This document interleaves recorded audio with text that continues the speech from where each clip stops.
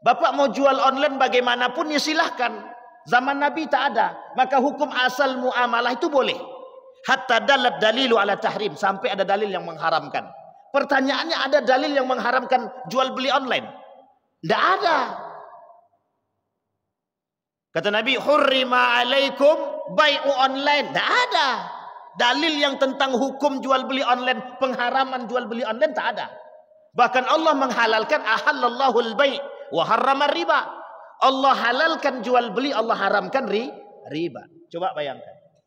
Tapi permasalahannya, oleh para ulama mengatakan, kalaulah dalam transaksi jual beli tersebut ada hal yang memang diharamkan oleh Allah, maka transaksi jual beli tersebut haram atau batal dan tidak sah. Apa contohnya? Jika dalam transaksi tersebut ada satu ribanya. Ada ribanya atau tidak dalam transaksi jual beli online? Ada yang ada juga yang tidak. Kita ambil contoh Shopee Pay.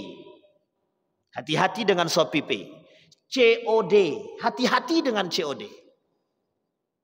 Tidak semua COD itu dibenarkan dan juga tidak semua COD itu disalahkan. Nah, ini masih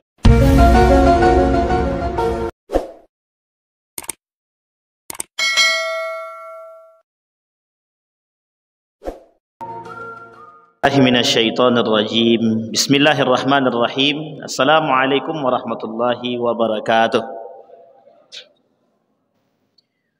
Alhamdulillahirabbil alamin. Alhamdulillahilladzi an'ama bi ni'matil iman wal islam bihima tatimmus salihat. Asyhadu an la ilaha illallah wahdahu la syarikalah wa asyhadu anna Muhammadan abduhu wa rasuluh la nabiyya ba'd. Puji syukur kehadirat Allah atas limpahan rahmat dengan mengucapkan alhamdulillahirabbil alamin. Berselawat kepada Nabi dengan mengucapkan Allahumma salli ala Muhammad wa ala ali Muhammad fil alamin innaka Hamidum Majid. Ya ayyuhalladzina amanu taqullaha wa qulu qawlan sadida yuslih lakum a'malakum wa yaghfir lakum dhunubakum wa may yuti'illaha wa rasulahu faqad faza fawzan 'azima. Baik Bapak Ibu sekalian yang berbahagia, mudah-mudahan di malam hari ini Allah berikan kita keberkahan, Allah berikan kita rahmat, karunia. Kemudian Allah jadikan keluarga yang sakinah, mawaddah warahmah. Allah jadikan anak-anak kita anak yang saleh dan salehah. Amin ya rabbal alamin. Baik Bapak Ibu sekalian yang berbahagia, malam hari ini adalah malam Ahad, malam Minggu. Jadi harap maklum saja. Jadi malam Minggu ini memang momen terbaiknya untuk apalagi ini weekendnya terlalu panjang gitu. Jadi panjang kali weekendnya, sehingga memang menikmati dunia libur. Kamis, Jumat, Sabtu, Minggu. Minggu sebenarnya tak ada yang ada Ahad. Domingo itu adalah nama seorang pastor. Dulu dipanggil Minggu namanya, sehingga jadi hari Ahad, hari Minggu. Baik, kita akan lanjutkan prahara akhir zaman. Yang sebelumnya kita sudah sampai pada bab kasratul qatli atau kasratul qital. Bab sebelumnya kita mempelajari adapun tanda-tanda akhir zaman. Tanda-tanda akhir zaman antara lain adalah banyaknya orang-orang yang terbunuh. Apakah terbunuh atau saling membunuh atau memang dibunuh? Artinya yang mati banyak. Yang mati semakin banyak, semakin hari ada yang mati. Kalau dulu zaman dulu jarang kita dengar. Kalau sekarang itu bahkan ada yang mengatakan dalam beberapa survei itu satu hari itu bisa meninggal itu lebih dari 1000-an yang meninggal. Jadi banyak sekali yang meninggal dalam satu hari di berbagai macam daerah. Jadi memang nampak terasa bahwa memang apa yang disampaikan oleh Nabi dalam hadisnya tentang kasratul qital itu atau kasratul qatli, orang yang terbunuh, orang yang saling membunuh, orang yang dibunuh, itu nampak sekali sangat-sangat banyak. Bahkan kalau kita lihat sekarang itu di berita-berita, bahkan keluar sekarang banyak berita yang bisa kita lihat tidak harus di televisi. Tapi kita bisa lihat berita-berita itu ada di dalam WhatsApp. kemudian di Google, di HP sudah bisa kita lihat. Kemudian kita juga bisa lihat itu berita-berita yang ada di media, baik yang cetak ataupun online. Artinya kemudahan kita mendapat informasi itu lebih cepat, lebih mudah. Informasi yang kita dapatkan itu cepat dan mudah. Tetapi masalahnya adalah apakah informasi yang kita dapatkan akurat atau tidak, itu yang menjadi masalah. Sehingga keakuratan daripada informasi yang kita terima itu menjadi muskilah, menjadi masalah, dan itu akan menimbulkan masalah besar. Kalau memang betul berita tersebut, bisa jadi apa yang kita sampaikan atau apa yang kita lakukan telah menimbulkan keresahan. Tapi andai kata berita yang kita sampaikan tidak betul, juga akan menimbulkan perkara yang cukup lebih besar. Andai kata dia ada kaitan dengan ghibah, maka dia bisa kita berdosa. Andai kata kita menyebarkan berita palsu, kita juga masuk dalam kategori pendusta. Sehingga memang serba sulit. Nah, maka apa yang paling baik? Fatabayyanu. Sebaik-baiknya berita yang kita terima dari informasi, kita harus klarifikasi. Antara lain, kasus yang kita temukan adalah kasus-kasus yang terjadi saat ini. Banyak terjadinya miskomunikasi antara satu dan yang lain. Sehingga dimanfaatkanlah miskomunikasi itu untuk memecah belah umat. Di akhir zaman itu, salah satu proyek dari orang-orang Yahudi adalah bagaimana caranya memecah umat Islam. Itu proyek. Kita ulangi sekali lagi. Salah satu proyek daripada orang Yahudi dan Nasrani untuk menghancurkan umat Islam dengan memecah belah umat Islam itu sendiri. Bagaimana caranya? Mereka akan merasuki orang-orang muslim dari dunia pendidikan, dunia perekonomian, dan lain sebagainya. Bahkan bisa masuk dalam dunia tradisi. Jadi mereka bisa bermain dalam dunia tradisi untuk membuat kita bisa terpecah belah. Kita ambil contoh kasus yang cukup sudah lama sekali. Penghinaan terhadap baginda Nabi Muhammad sallallahu alaihi wasallam. Penghinaan yang dilakukan oleh orang-orang non-muslim terhadap baginda Nabi Muhammad sallallahu alaihi wasallam bisa menimbulkan perpecahan. Ada yang setuju, artinya ada yang membela dari kalangan muslim terhadap penghinaan Nabi, ada juga yang kemudian mereka tidak setuju. Bahkan mereka ingin melakukan penumpasan terhadap orang-orang yang melakukan penghinaan terhadap baginda Nabi. Bahkan di tempat kita dulu ada namanya Ferdinand. Ferdinand itu mengolok-olok umat Islam dengan salat dan Al-Quran dan Nabi. Itu mereka lakukan pengolok-olokan itu terhadap Nabi, terhadap Islam. Tapi lagi-lagi ketika pengolok-olokan yang terjadi pada umat Islam, kepada Nabi, kepada agama, itu sebagian umat Islam yang lain itu ada yang membela, tapi kemudian ada sebagian umat Islam yang lain yang memang mereka ingin berperang. Dalam arti lain adalah melawan. Nah, sekarang itu yang terjadi. Sehingga kita terpecah itu, dan itu adalah proyek mereka. Maka dampaknya adalah ketika umat Islam saling membunuh antara satu dan yang lain, disinilah kemudian mereka menginginkan apa yang mereka inginkan. Apa yang mereka inginkan? Setiap orang di antara satu muslim dengan muslim yang lain akan saling menjatuhkan, merendahkan dan mencela. Dan itu terjadi. Maka wajar ketika Nabi mengatakan yang dimaksud dengan kasratul qital itu banyak mafhumnya, banyak pahamnya. Apalagi sekarang kita lihat di berita-berita itu si A meninggal dibunuh oleh suami, si A meninggal dibunuh oleh kelompok tertentu.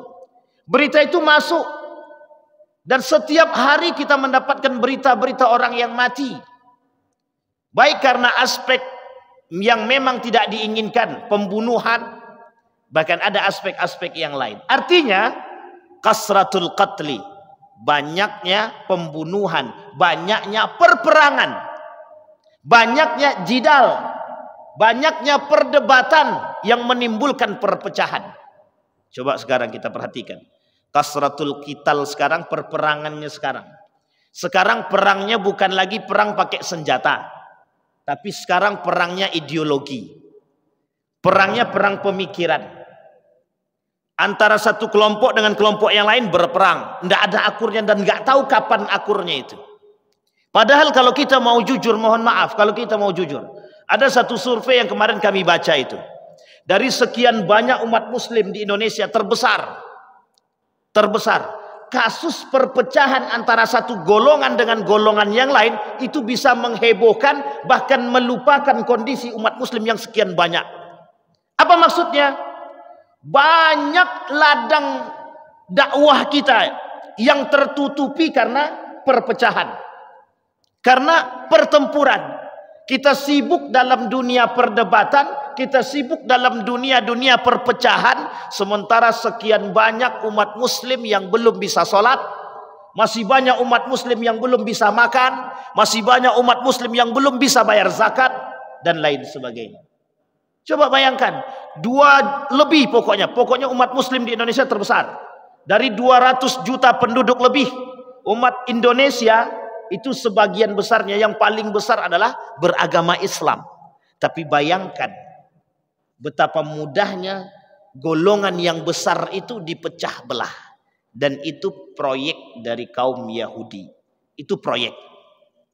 Apa proyeknya? Menghancurkan kita. Bagaimana caranya? Dunia pendidikan, perekonomian, militer, dan lain sebagainya. Itu cara mereka untuk menghancurkan. Cara mereka. Kalau itu mereka berhasil, maka bisa dikatakan mereka berhasil mempermainkan dan memecah belah kita. Tapi ingat Bapak Ibu, salah satu cara yang terbaik yang mereka lakukan untuk menghancurkan umat Islam, mereka harus masuk dulu dalam alam pikir daripada umat Islam itu sendiri. Itu mesti, Pak. Kalau tidak kayak gitu tidak bisa. Kalau tidak kayak gitu nggak akan bisa. Baik, selanjutnya. Hadis selanjutnya, kasbul mal min ghairi hallih atau min ghairi hillih. Nanti kata Nabi, kelak di akhir zaman, la ya'tiyadna 'alan nasi zamanun la yubali. Akan muncul satu masa di akhir zaman nanti, orang-orang tidak akan memikirkan lagi bima akhadzal mal aminal halal aminal haram. Hadis selanjutnya, tadi hadisnya qital, tentang pembunuhan, pertempuran, perpecahan dan lain sebagainya. Sekarang masuk pada hadis selanjutnya, kata Syekh Mutawalli Sa'rawi, salah satu tanda datangnya akhir zaman itu, kiamat itu akan datang tanda-tanda kecil. Antara lain tanda-tanda kecil itu, la ya'tiyanna 'alan nasi zamanun la yubali bima akhadzal mal aminal halal aminal haram. Nanti akan datang satu masa manusia tidak lagi memikirkan mencari pendapatan itu dengan cara yang halal atau dengan cara yang haram. Ini kita tak mau rempet-rempet lagi, dah capek kita merempet. Karena semakin banyak kita merempet, mungkin tak, mudah-mudahan banyak yang tobat. Banyak orang mencari harta dengan cara yang tidak halal. Mohon maaf, jangan ada yang tersinggung. Tijarah, perdagangan. Sampai Allah tulis wailul lil mutaffifin. Saking banyaknya yang melakukan kecurangan dalam timbangan. Saking banyaknya orang-orang yang melakukan kecurangan dalam tijarah. Wailul lil mutaffifin. Apa maksudnya? Dalam transaksi muamalah itu paling mudah untuk menimbulkan penipuan. Karena al-aslu fil muamalah ibaha. Hukum asal, Pak. Hukum asal dari muamalah itu boleh. Bapak mau jual online bagaimanapun ya silahkan. Zaman Nabi tak ada. Maka hukum asal muamalah itu boleh. Hatta dalat dalilu ala tahrim. Sampai ada dalil yang mengharamkan.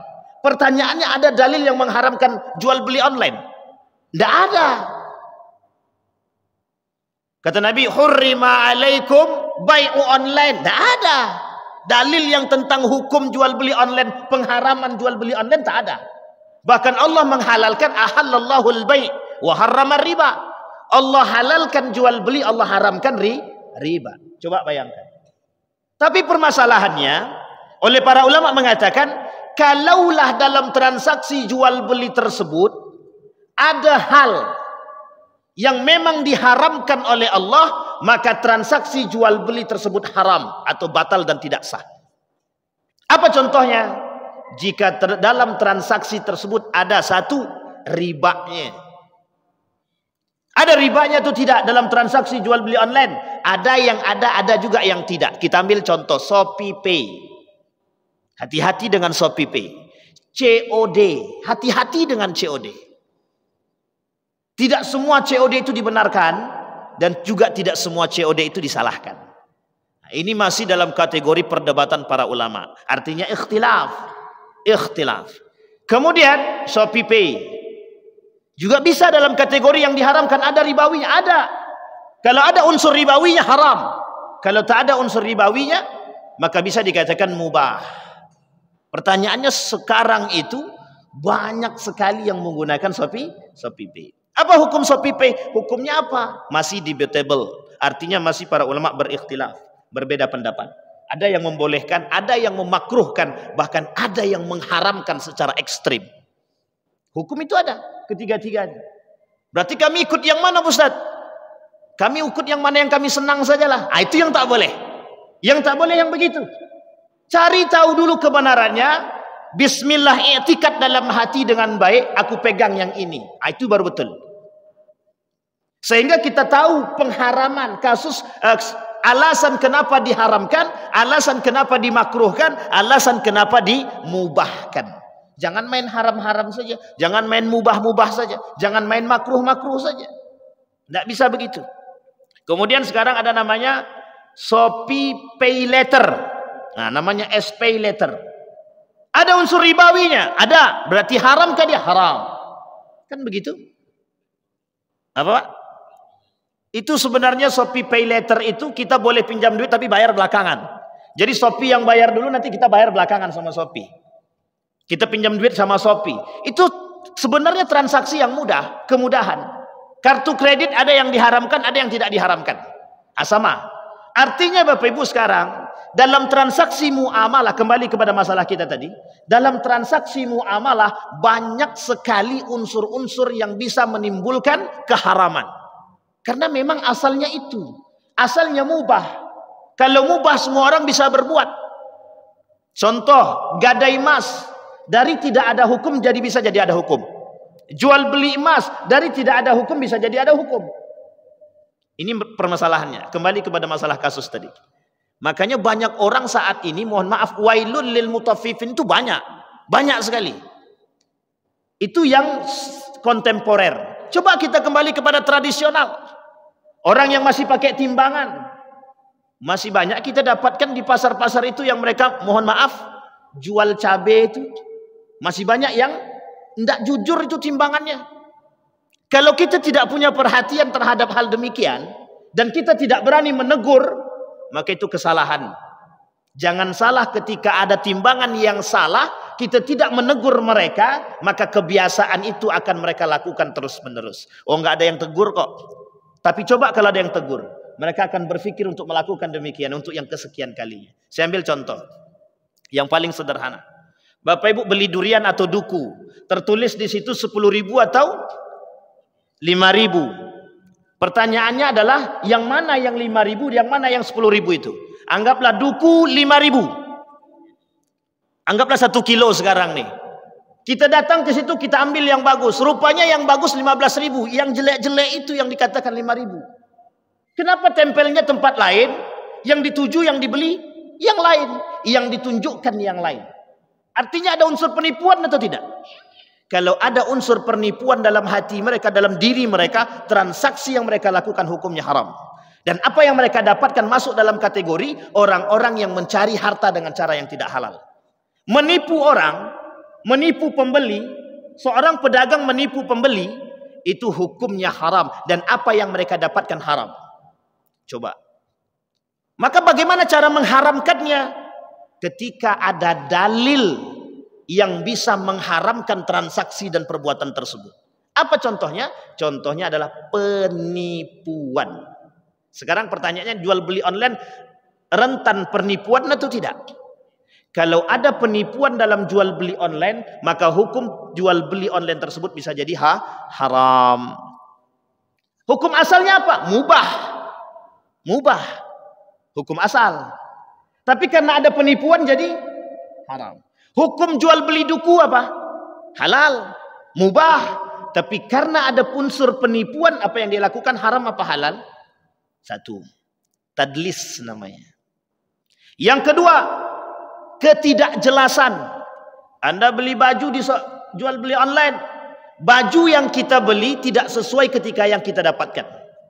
Sehingga Shopee itu membuat satu sistem, boleh barang itu datang sampai ke tempat kita, kemudian kita boleh lihat barang itu, kalau tak sesuai boleh balikkan. Itu sebenarnya bagus. Tapi kalau ada yang tidak jujur, itu sebenarnya terkait pada jujur atau tidak jujur saja lagi. Kalau pembelinya jujur, ketika barang sampai, pembelinya jujur, oke, sesuai, sah, jatuh akad.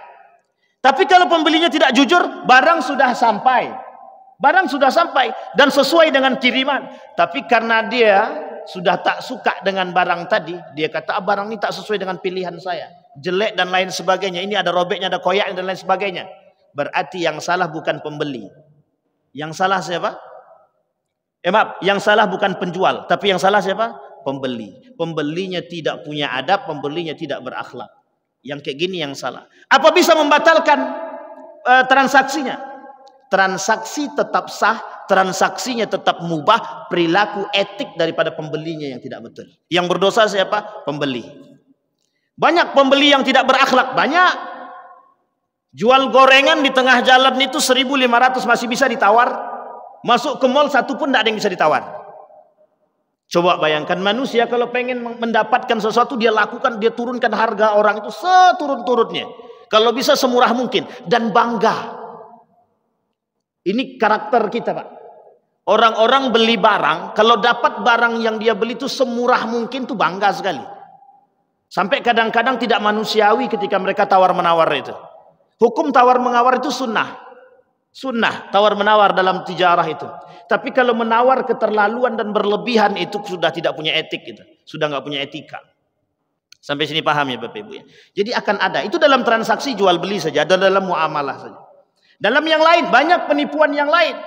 Mohon maaf di dalam dunia perbankan, termasuk dalam dunia perbankan Islam itu sendiri. Kalau ada para DPS Dewan Pengawas Syariah misalkan, atau DSN Dewan Syariah Nasional misalkan, ketika mereka mengeluarkan fatwa, tapi fatwa itu yang kemudian dibarengi dengan nafsu mereka, itu tidak bisa dikatakan sah. Tidak bisa dikatakan baik, tidak bisa dikatakan bagus. Berarti ada unsur politik yang mereka masukkan untuk mendapatkan sesuatu. Maka apa yang terjadi? Hukumnya haram.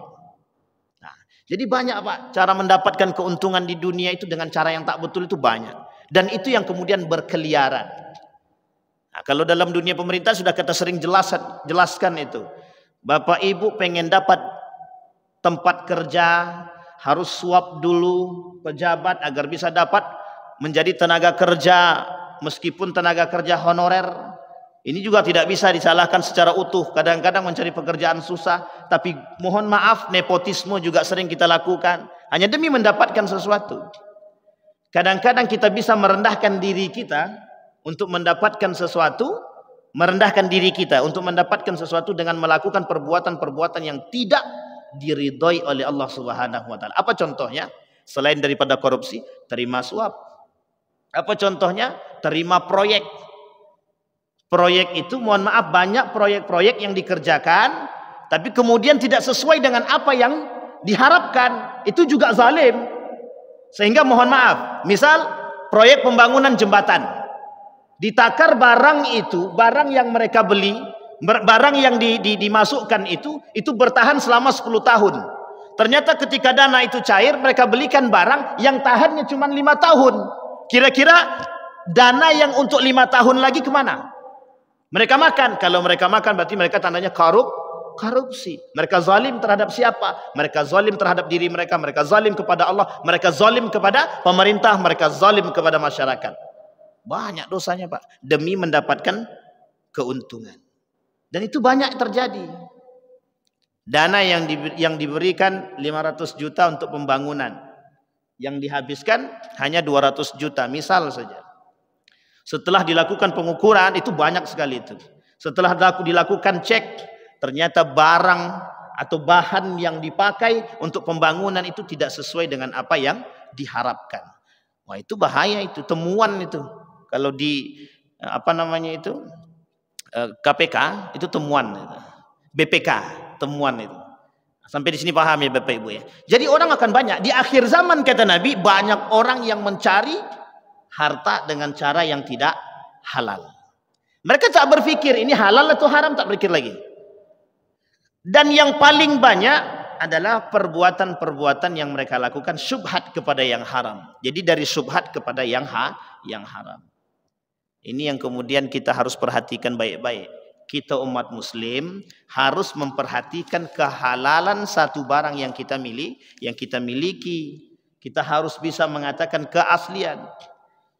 Seorang guru digaji. Ketika dia ngajar, jadwal ngajarnya jam 7. Keluarnya jam 8. Dia masuk jam 7.30, dia keluar jam 8. Itu gurunya kalau tanpa alasan yang syar'i, maka guru tersebut sudah korupsi waktu. Kalau dia sudah korupsi waktu, maka dia sudah memakan gajinya yang tak baik. Coba bayangkan. Imam Syafi'i itu ketika datang, dia akan datang 5 menit sebelum, bahkan setengah jam sebelum dia mulai belajar. Dan dia akan pergi kembali setelah 10 menit bahkan sampai setengah jam setelah dia mengajar. Kalau ada guru-guru yang ngajar jam 7.30 dia masuk, atau jam 7 jam masuknya, dia masuk jam 7.30, dia pulang pada jamnya, berarti dia korupsi. Korupsi apa? Korupsi waktu. Yang seharusnya haknya mereka berikan kepada anak-anak. Sementara sekolah menggaji mereka 1 jam, tapi mereka ngambilnya setengah jam. Zalim atau tak zalim? Pertanyaannya, yang dimakan halal apa haram? Itu yang menjadi masalah kita saat ini.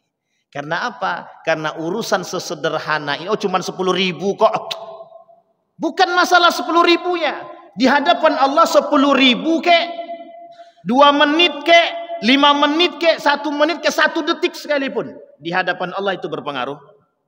Ketika kita memakan haknya orang, la tu'addunnal huquqa ila ahlihi.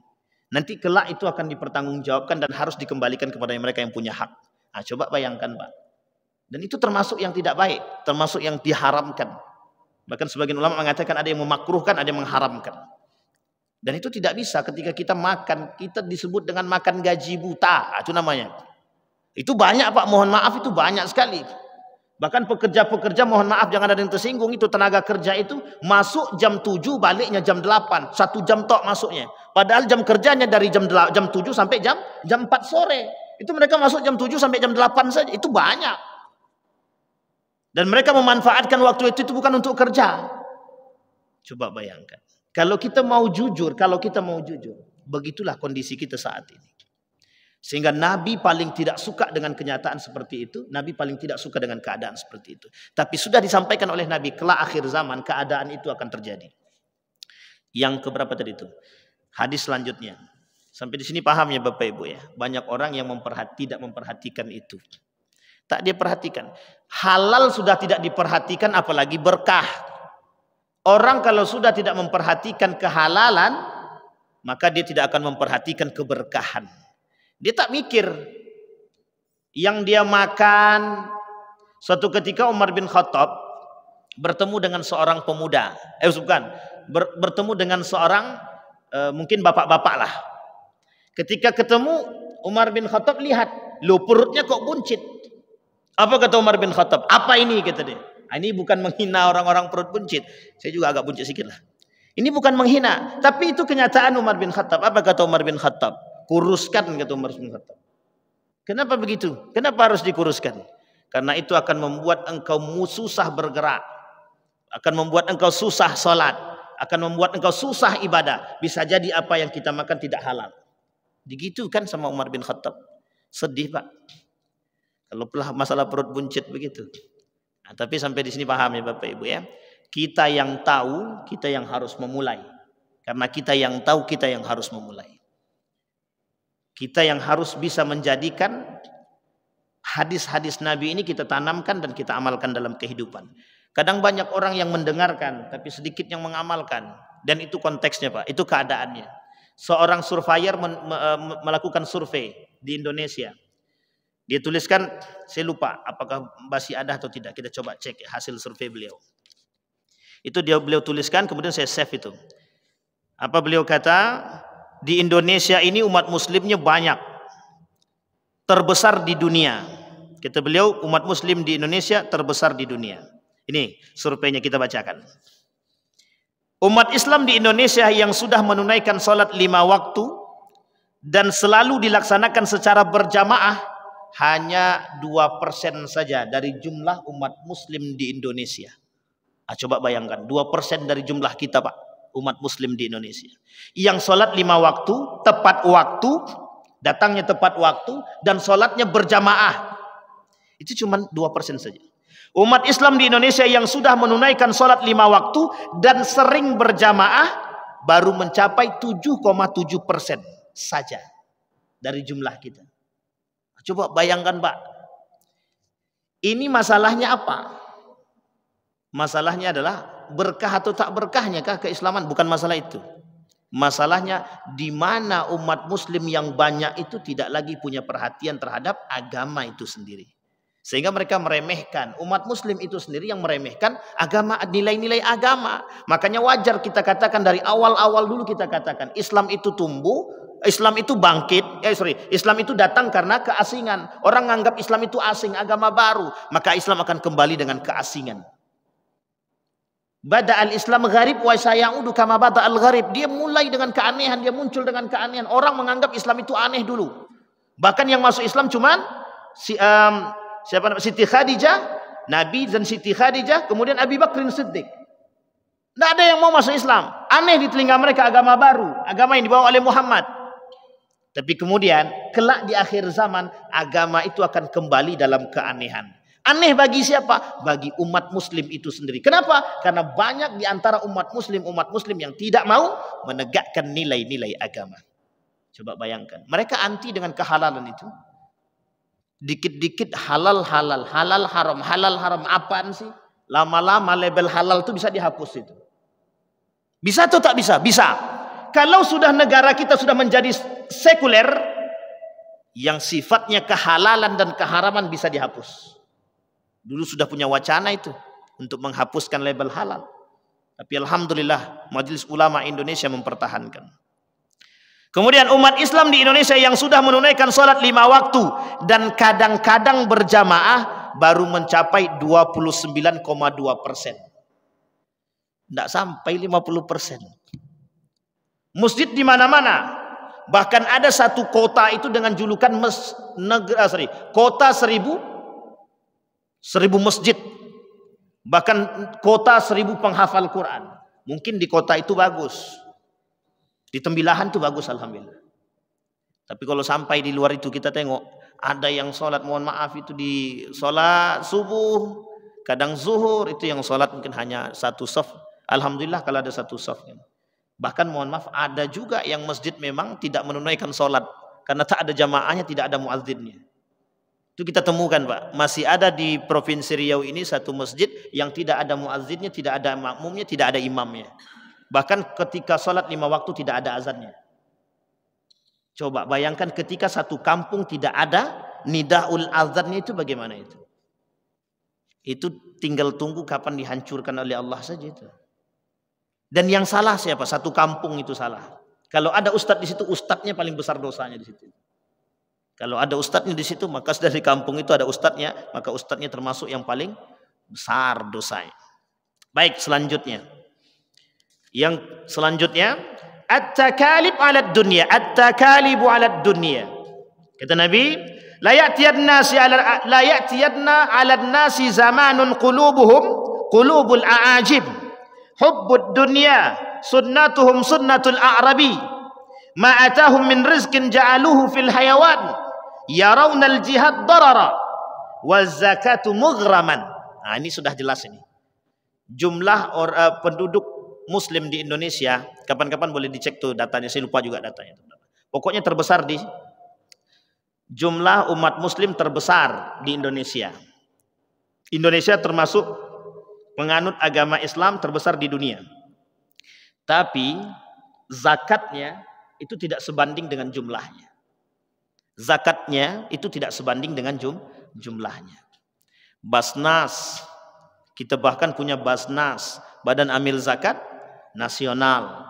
Kita punya lembaga amil zakat Muhammadiyah, kita punya lembaga amil zakat Nahdlatul Ulama, kita punya badan amil zakat yang lain itu seperti rumah zakat, dompet duafa dan lain sebagainya. Banyak.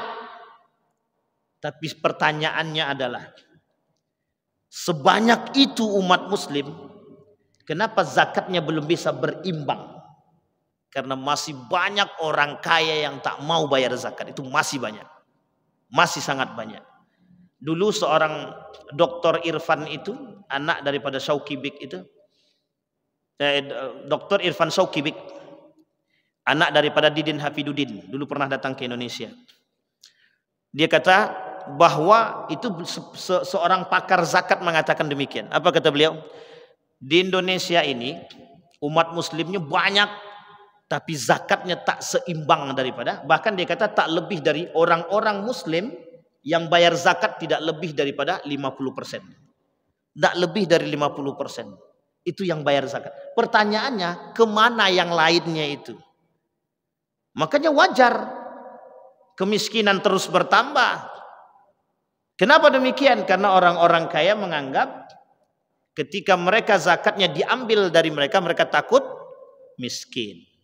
Mereka takut apa yang mereka berikan itu mengurangi harta mereka.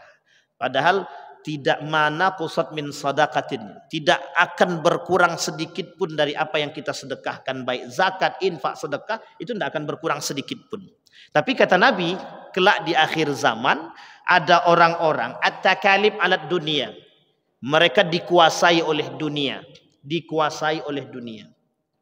Apa kata Nabi? Qulubuhum qulubul a'ajib. Orang pinter tapi kayak orang bodoh. Orang pinter tapi tak ngerti. Orang berilmu tapi mereka merasa tidak berilmu, seperti tidak berilmu. Hubbud dunya sunnatuhum sunnatul a'rabi. Mereka tidak mengikuti sunnah Nabi, tapi mereka yang mereka ikuti sunnahnya para orang-orang Barat, Arabi. Auruba, Arabi. Arabi di sini orang-orang Arab jahiliyah. Jadi orang-orang Arab jahil yang diikutin itu. Sunnatuhum sunnatun Arabi. Mereka mengikuti sunnah-sunnah jahiliyah. Ma'atahum min rizkin ja'aluhu fil hayawan. Artinya ketika mereka punya harta, tapi harta mereka tidak bermanfaat bagi mereka. Bahkan harta yang mereka dapatkan kadang diambil dari cara yang tidak halal. Bahkan apa yang mereka dapatkan itu habis tanpa sisa. Habis seperti tidak ada berkah. Kemudian yarawnal jihada darara. Mereka melihat jihad itu, kata Nabi, seperti satu hal yang mengerikan. Mereka takut dengan jihad. Mereka takut dengan perbuatan jihad itu. Mereka tak mau berjihad. Mereka anggap itu berbahaya. Jihad itu berbahaya. Sudah mulai nampak ketika ada orang-orang yang berjihad melawan kefasikan, kemungkaran, ada sebagian kelompok, sebagian orang yang tak suka. Bahkan mereka muslim. Mereka muslim. Bahkan mereka tak suka dengan itu. Wa zakatu mughram. Dan mereka enggan membayar zakat. Karena mereka takut harta mereka berkurang. Kita ambil contoh. Orang yang punya perusahaan, muslim dia punya zakat perusahaan. Nah, ketika zakat perusahaan itu dikeluarkan, itu kan agak cukup besar. Karena 1 tahun. 1 bulan penghasilannya 40 juta. Kalau 1 tahun berarti berapa?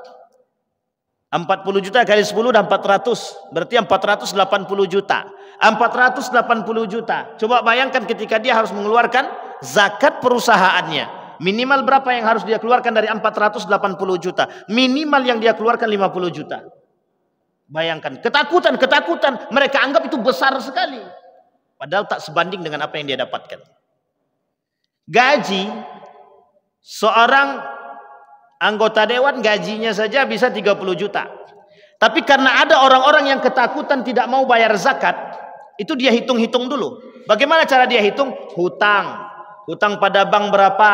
Kecukupan harian berapa? Sehingga tersisa 2 juta. Dari duit yang tadi 30 juta tersisa yang bersih cuma 2 juta.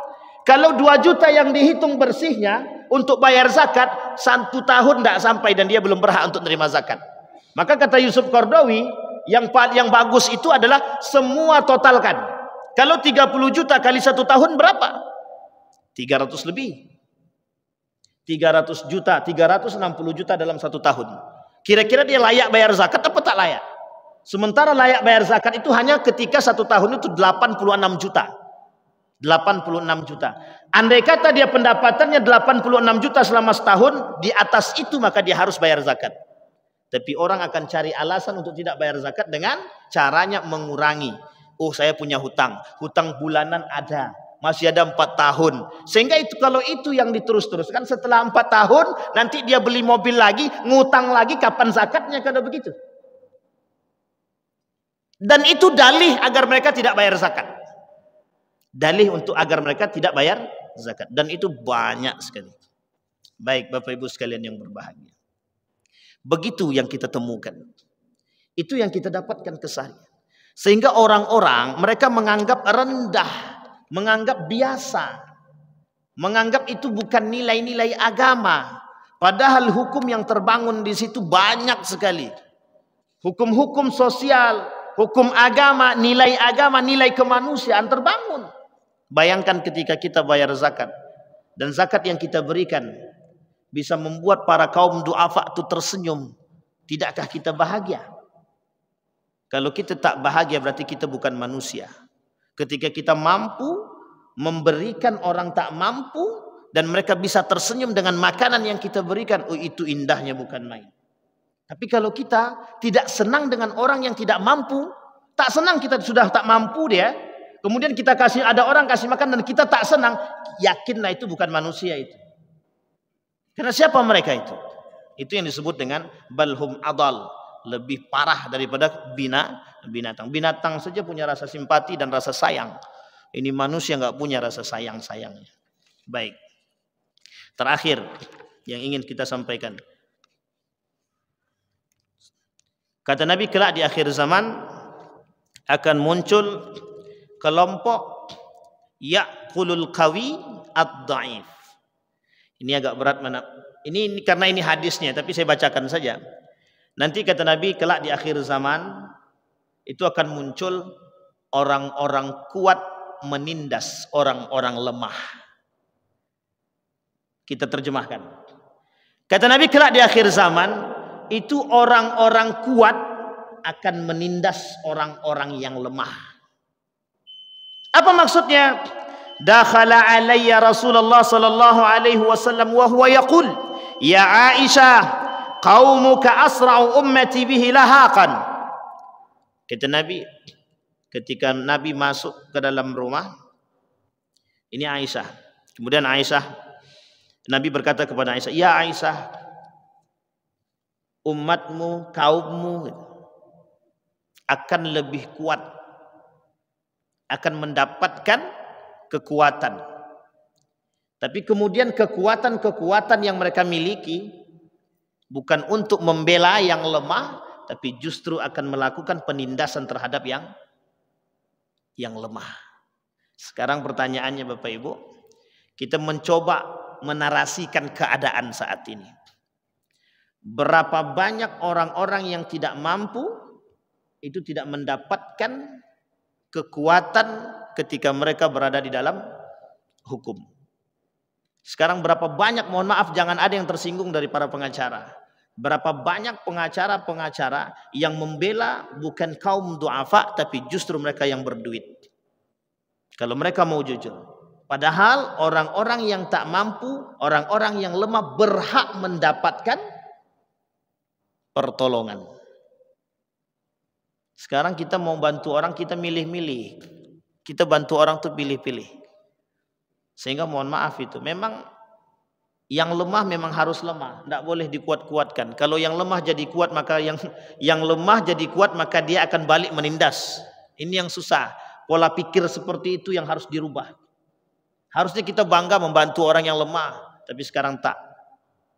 Mereka tak suka membantu yang lemah. Bahkan kejadian di salah satu di Pekanbaru ini juga sama kejadiannya, Pak. Ada seorang pemuda yang membantu orang-orang tak mampu. Setiap bulan dia kasih makanan, dia bantu. Ada orang yang tak suka.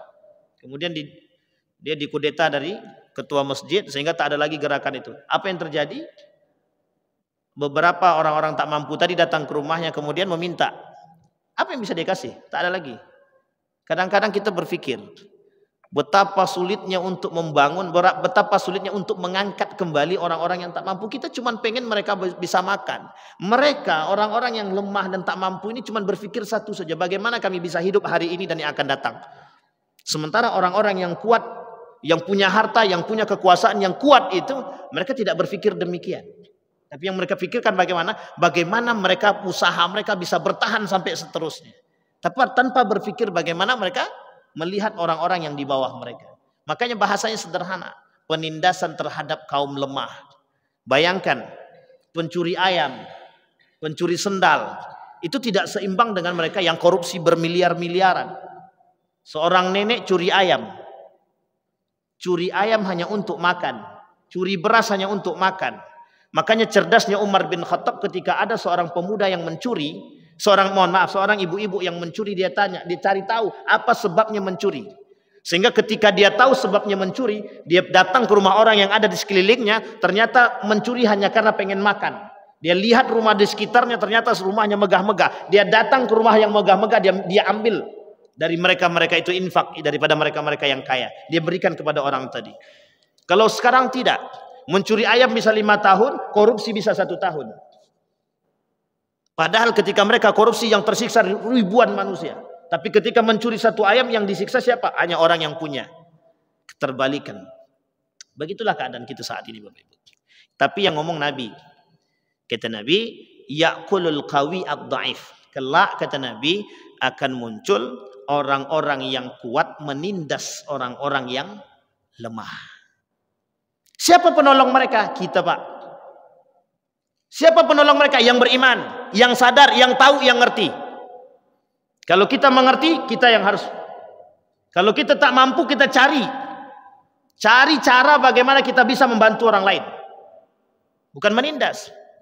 Maka sistem ekonomi, kapital, itu bukan sistem yang baik. Itu sistem yang membuat orang miskin harus miskin, yang kaya harus kaya. Sudah kita sampaikan. Dan kita akan ingatkan terus. Biar orang tahu. Maka arti daripada ekonomi itu, dalam pelajaran ekonomi pada zaman dahulu itu, bagaimana mencari keuntungan sebesar-besarnya. Tanpa harus berpikir apakah cara yang didapatkan itu halal ataupun haram. Begitu, Pak. Berbeda dengan ekonomi Islam. Kalau ekonomi Islam dia akan memperhatikan nilai-nilai agama. Tapi ingat ketika ada orang berkoar-koar tentang ekonomi Islam, tapi dia masih juga makan di tempat-tempat yang diharamkan atau tidak ada label halal, itu bukan ekonomi Islam juga itu. Itu merusak citra daripada ekonomi Islam itu sendiri. Baik, yang terakhir, kesimpulan dari apa yang kita sampaikan. Kalaulah kita melihat keadaan seperti ini, kalaulah kita mau sedikit menelaah keadaan kita dan kita temukan keadaan-keadaan seperti ini, yakinlah bahwa kita sedang berada pada posisi yang disampaikan oleh Nabi, kita berada di akhir zaman. Apa yang harus kita lakukan ketika kita bertemu dengan akhir zaman? Persiapkan diri kita. Persiapkan diri kita. Jangan sampai di akhir zaman kita terjerumus dalam orang-orang yang munafik, orang-orang yang jauh daripada nilai-nilai agama. Karena ketika kita jauh daripada nilai-nilai agama, yang mengerti nilai agama belum tentu selamat, apalagi yang jauh daripada nilai-nilai agama. Maka yang harus kita jaga, qu anfusakum wa ahlikum nara. Jaga dirimu dan keluargamu dari api neraka. Penting. Karena orang-orang di akhir zaman, kalau tidak digiring pada kebenaran, mereka akan digiring kepada kesalahan. Kalau tidak digiring kepada surga, maka mereka akan digiring kepada neraka. Saya kira itu saja, mudah-mudahan bermanfaat bagi kita semua. Fa'tabiru ya ulil absar la'allakum tuflihun. Assalamualaikum warahmatullahi wabarakatuh.